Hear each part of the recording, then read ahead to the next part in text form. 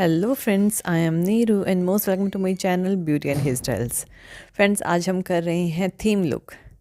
Theme create करेंगे, theme look create करेंगे। और आप देखिए, बिल्कुल पिंक लिया है थीम के लिए ना। इसमें हम छोटे छोटे से हार्ट्स बनाएंगे और जो चिक्स है, जहाँ पे हम ब्लश लगाते हैं, वहाँ पर हमने क्या करना है, वहाँ पर हमने जो हमारे जो स्पार्क होती हैं और जो अलग अलग शेप्स में, उसमें भी छोटे छोटे हार्ट्स होते हैं या हेक्सागन शेप के कुछ स्पार्क्स होते हैं, उनको अप्लाई करेंगे। और ये जो है किसी भी थीम पार्टी के लिए जिसमें हार्ट शेप या फ्लोरा शेप हो या इस तरह की कोई शेप हो, उससे में क्रिएट कर सकते हैं। तो इसमें हम हार्ट शेप करेंगे।